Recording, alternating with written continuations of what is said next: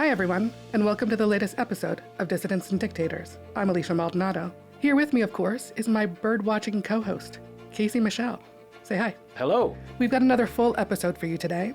We'll be chatting with Joey Siu, a 25-year-old activist who played a vital role in Hong Kong's 2019 pro-democracy protests. After fleeing Hong Kong in 2020, she served as an advisor to the Inter-Parliamentary Alliance on China and as a policy advisor to Hong Kong Watch. She's a Freedom Fellow at the Human Rights Foundation, the Asia-Pacific Coordinator for the World Liberty Congress, an advisor to the Athens Institute, and manages the Hong Kong program at the National Democratic Institute. If that's not enough, she also has the distinction of being one of the first 13 Hong Kongers in exile with a bounty on their heads for violating the national security law. We'll be talking about that and a lot more, so stay tuned.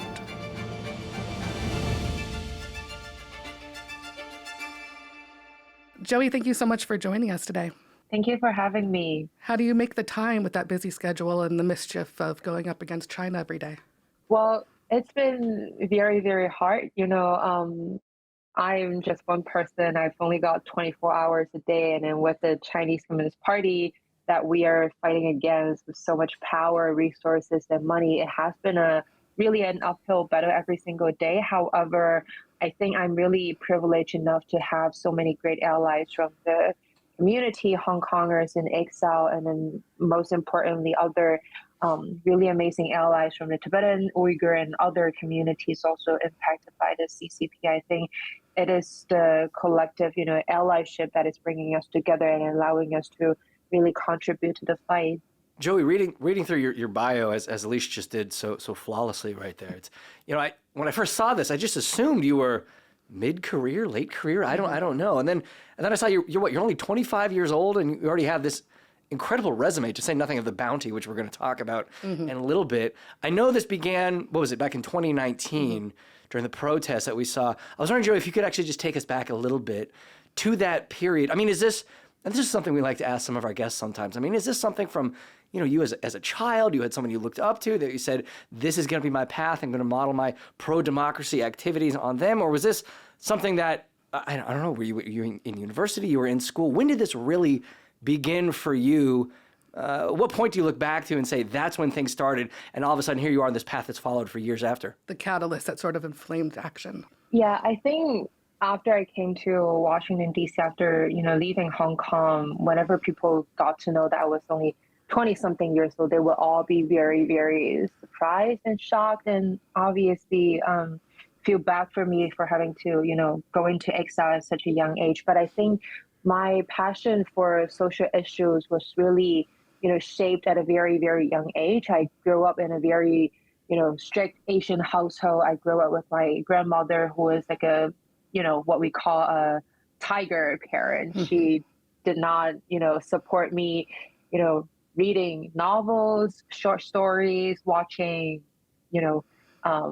dramas on television or any sort of things like that. But the one thing that she did allow me to do was to read very extensively newspaper and then to watch news broadcasts every night, every evening in Hong Kong. And without much of a choice, that was the only thing that I had access to. And I think that was really how I naturally got to, learn so much more about Hong Kong, about China, and about things that is happening around the world. And that just got me so interested in understanding not just what is going on, what is happening, but more so on what can I do to help make things better. So I think that was how I, initially got interested in social issues. But really the starting point of my activism, I would say, was when the umbrella revolution in Hong Kong broke out in 2014. At that time, the revolution was led by a group of very young activists, including people like Joshua Wong, who is only almost 20 years old. And at that time, I was in high school. That was the first time ever when I started organizing something on my own. I organized, class boycott campaigns. I rallied my classmates and schoolmates to do a joint statement, a joint letter. I encourage people to, join me into going into the protest scenes and to show support to other people who have been occupying the central business district in Hong Kong. That was how I first got into activism. And moving forward to 2019, at that time I was studying, I was a political science major student at the City University of Hong Kong. And when the government told us that they're proposing this extradition agreement with mainland China, which essentially erodes and brings down all of these core values of Hong Kong, it just came very naturally that I decided I had to do something.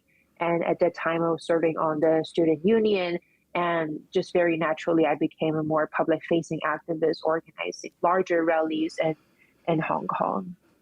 So it was your grandma to thank for exposing you to the news, to watching, to reading, and again, following day in, day out, year in, year out, not just any news, but obviously the slow decline of the kind of democratic freedoms Hong Kong had enjoyed for years. I did want to ask, Joey, we've been talking about age, your age as well, and you just mentioned Joshua Wong a moment ago. I certainly don't confess to be any expert in Hong Kong politics whatsoever, which is obviously why we want to have you on today. But it strikes me, or at least it seems, that in Hong Kong, especially, not just in the region, but even globally, the protest movement, the pro-democracy energy for the last 10 years does seem like it's had this extremely and especially youthful bent, whether in 2014, whether through the late 2010s, and obviously continuing with you today. I mean, is that your impression? Is there an especially kind of demographic focus or centering of that energy on younger Hong Kongers, or is maybe that just kind of the impression from some media coverage? No, I think that's a very accurate observation, Casey. I think, looking back at the 2019 pro-democracy movement in Hong Kong, the umbrella revolution in 2014, you can see that it's always the young people that are leading these protests, that are being the major group of people that are, supporting and organizing and then, rallying the grassroots and rallying different people from different sectors within the society. And I think that has a lot to do with Hong Kong being such a small city. Hong Kong is only of 7 million people. And just very naturally, university students, college students, they had so many opportunities to be able to engage in that, discussion about Hong Kong's future, to engage in political activities inside of Hong Kong. You always see, alliances of college and university students making up such an important political contribution, a very, very important stakeholder in political discourse inside of Hong Kong. You see so many young people every year running for legislative council elections in Hong Kong when that was still allowed. And beyond those who are running, you also see, so many young people becoming the main driving force behind so many successful election campaigns. So I think it's very true that back in the days when Hong Kong was still enjoying that certain degree of freedom and democracy, young people did have a lot of chance to engage in these activities and to take up these opportunities to become the leading political voices in Hong Kong. And even looking at the situation right now, even with the national security law, the new Article 23, you still see this major group of young people still trying to persist and resist inside of Hong Kong, whether be it supporting political prisoners who are still inside of prison going through trials, whether be it, supporting the pro-democracy economic circle in Hong Kong or organizing, focusing on other human rights issues in Hong Kong. I think you are absolutely right that young people has been playing a very, very important role. And even in Exile right now, you see young Hong Kongers like myself coordinating with young Tibetans, Uyghurs, organizing campaigns like the No Beijing 2022 campaign that happened 2 years ago, where we successfully got so many democracies to commit to a diplomatic boycott, etc. I think it's absolutely right that we are seeing young people being that driving force. And I think that also reminds us of the importance of continuing to support younger generations to, flourish, to learn, to grow, and then to become that generation where we can pass on the spirit to and to be able to, sustain that fight for us. Joey, I wanted to ask you about, because I'd like to kind of have you talk more on it, but can you kind of talk about, we'll start with what, prompted you to leave in 2020, kind of what was the impetus for that, and now being one of a number of people in exile who the CCP are still trying to to extend that long arm of transnational oppression. Can you talk about why you left, and then the work that you do here, and then get to the bounty, the punishment from abroad? Yeah, sure.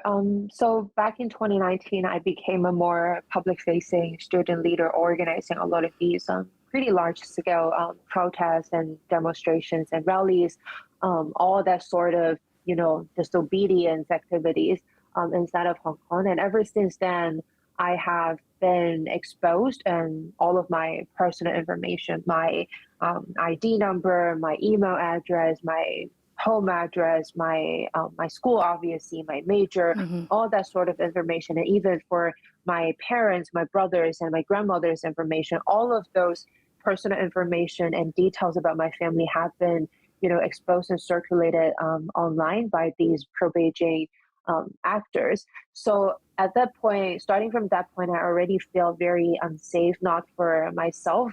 I understand very clearly that by becoming this activist, I signed up for these harassment and death threats, but that is not something that my family members signed up for. My brother, who was still in school, he did not sign up for that. My grandmother, who is 70 something years old, she did not sign up for that.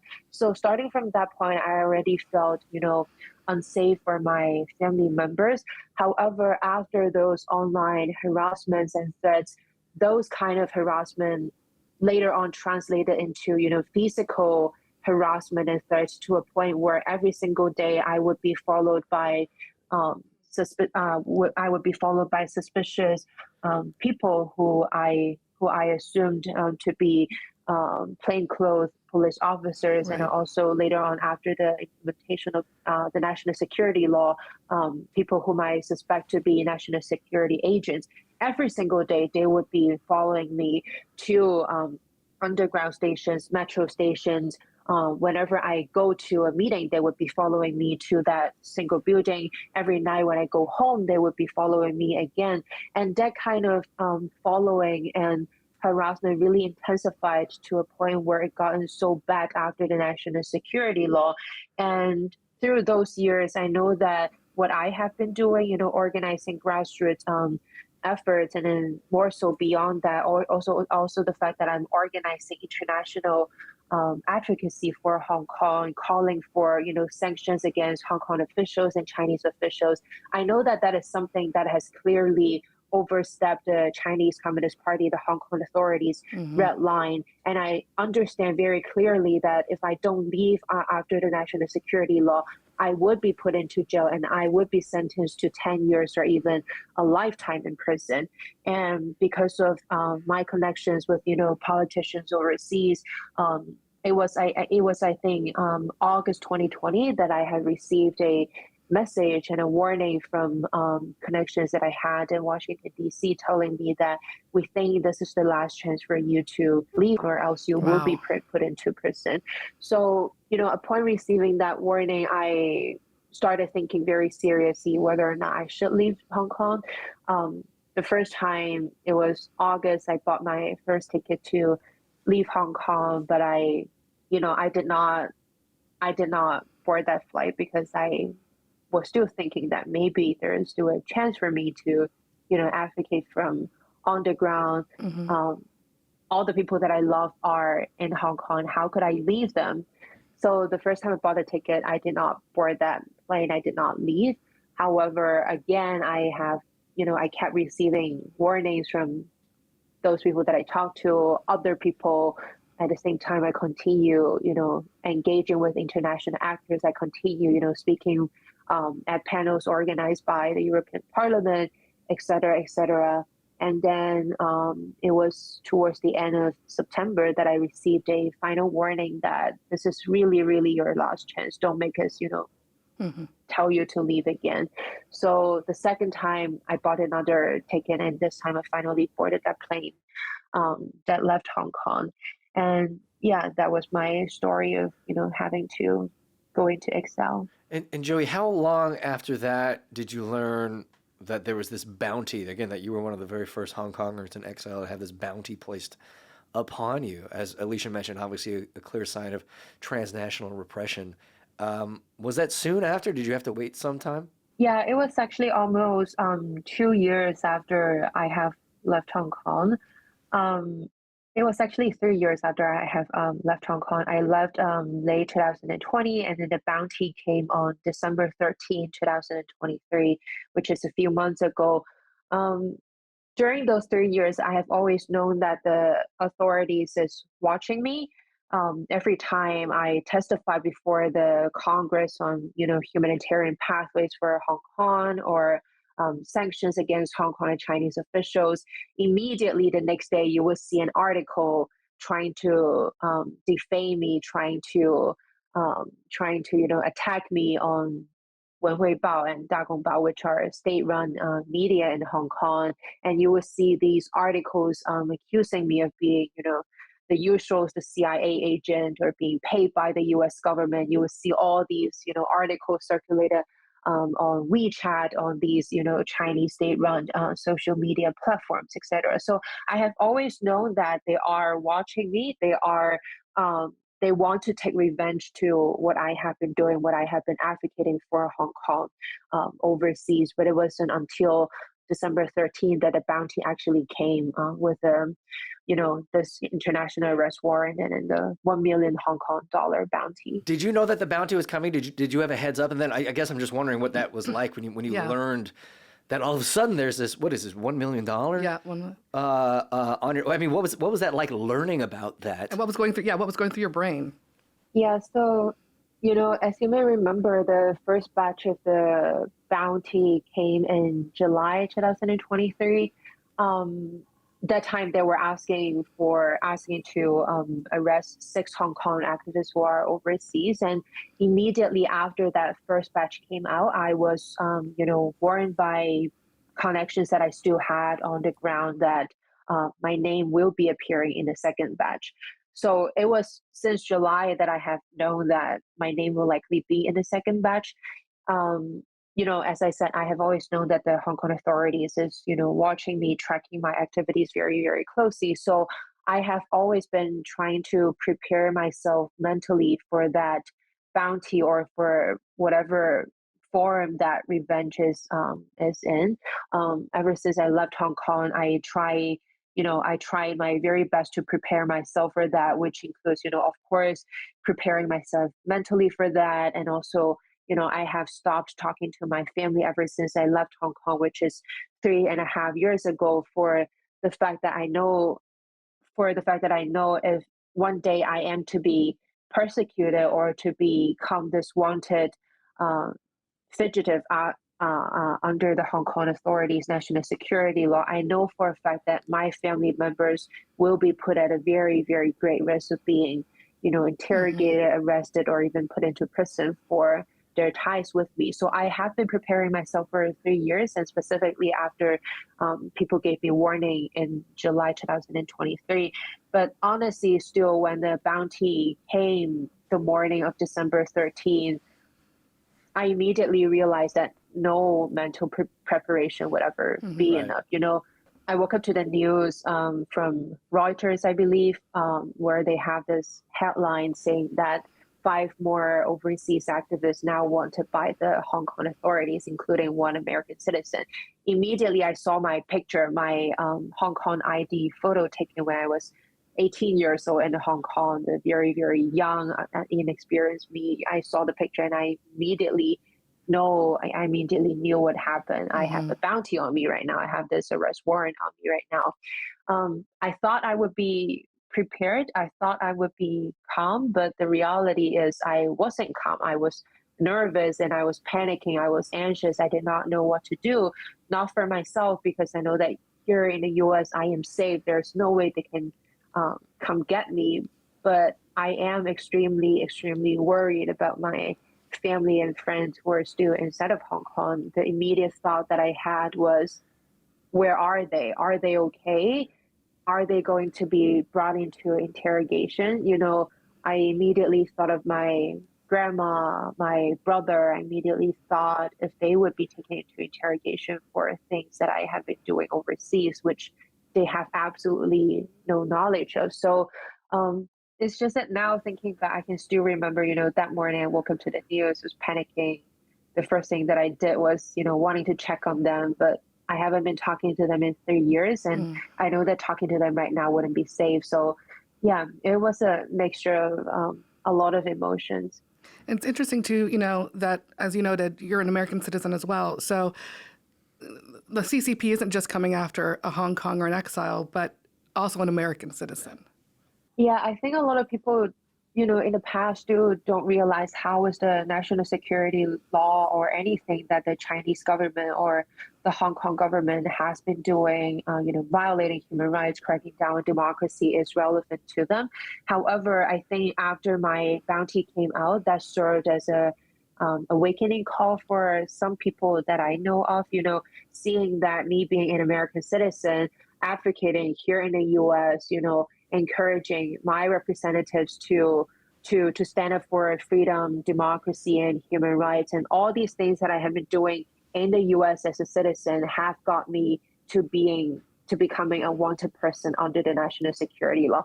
I think that really served as an awakening call for a lot of Americans and citizens of democracies, and really helped them realize that the Chinese authorities and then the Hong Kong government's long arms are really beyond boundaries, beyond, borders, and that impacts so seriously every single one of us in every corner of this world. Well, so let's bring things back to Hong Kong for a moment. I think, again, a lot of folks have been broadly, tangentially aware of the CCP's crackdown in Hong Kong for years at this point, the national security law back in 2020, so on. But again, Hong Kong has been in the news over the past few weeks, I guess the past month or so now, because of what's known as Article 23. Can you give us a quick rundown of what Article 23 is, how it builds upon what the CCP had been doing previously, and the kind of implications for both Hong Kong as well as yourself and others that are working in this space now that Article 23 is on the books? Yeah, absolutely.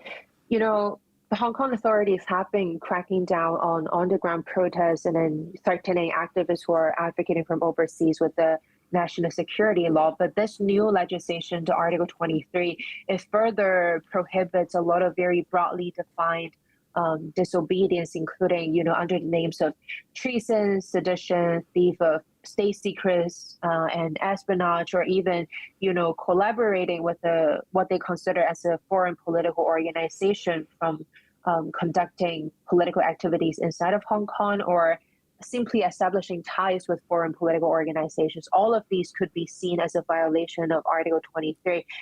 Today, if someone from Hong Kong is, speaking or engaging with the Human Rights Foundation, for example, in any capacity, that could be seen as a violation under of the Article 23 as well. And with the Article 23, one thing that we definitely foresee is that they will definitely use this to further escalate the transnational repression that they have been doing against our community over the past few years.